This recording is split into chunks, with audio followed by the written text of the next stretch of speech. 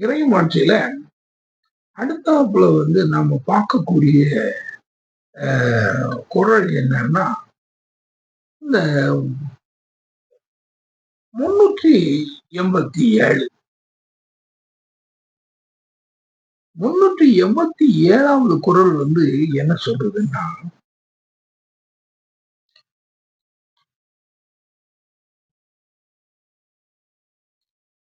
சொல்றார் வள்ளுவர், இன்சொலால் ஈத்தடிக்க வல்லார்க்கு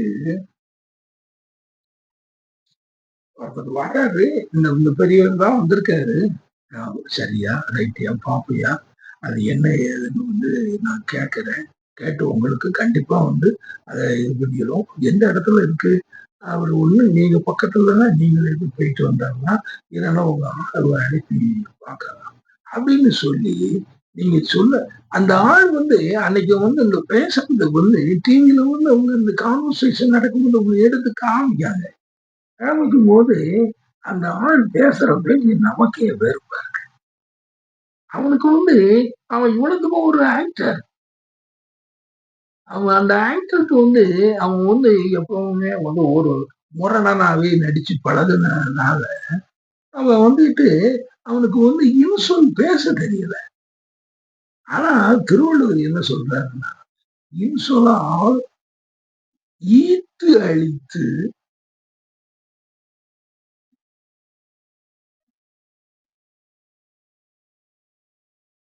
இன்சொலால் ஈத்து அழிக்க வல்லார்க்கு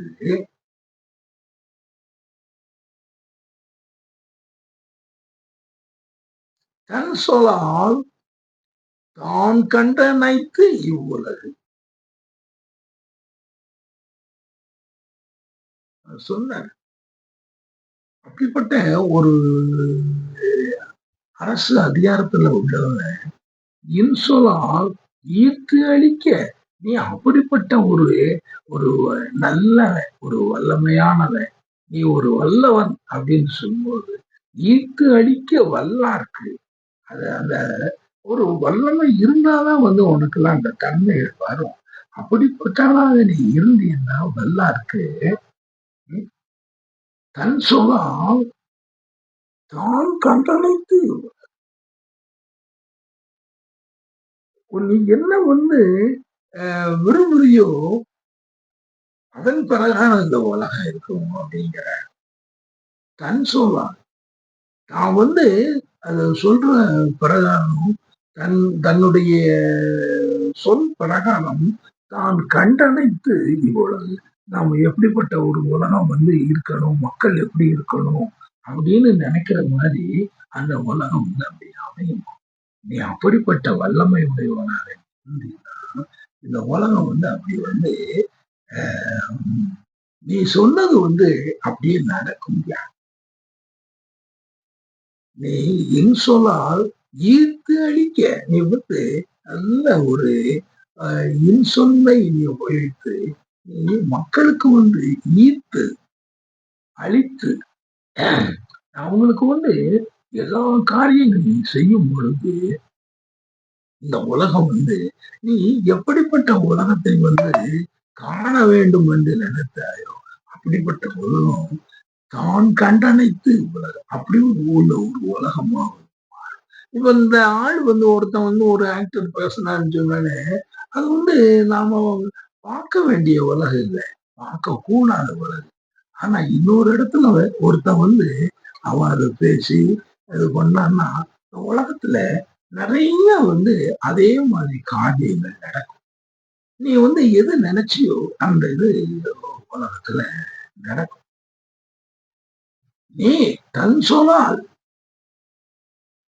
நீ எப்படிலாம் நீ சொன்னியோ அதே மாதிரி தான் கண்டனைத்து இவ்வுலகு. நீ சொல்லி நீ உன்னுடைய சொல்லால் சொல்லி இப்படி இருக்கணும்னு சொன்னத நீ அப்படியே நீ பார்க்கலாம். நம்மதான் அதை சரியா செய்யணுமே ஒழிய அதை செய்தோம்னா நாட்டுல அந்த நிலைமை ஒரு நல்ல ஒரு நிலைமை இருக்கும். எப்படிப்பட்ட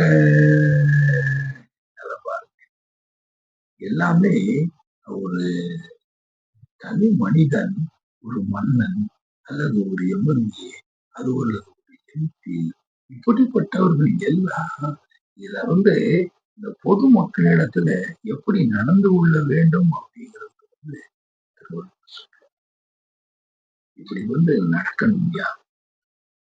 நீ அப்படி நடந்தீன்னா வந்து இந்த உலகம் வந்து தான் கண்டனைத்து உலகம் நீ எப்படிப்பட்ட உலகத்தை பார்க்க நிச்சயோ அது வரும். சரி நண்பர், அடுத்தால என்ன சொல்றாரு?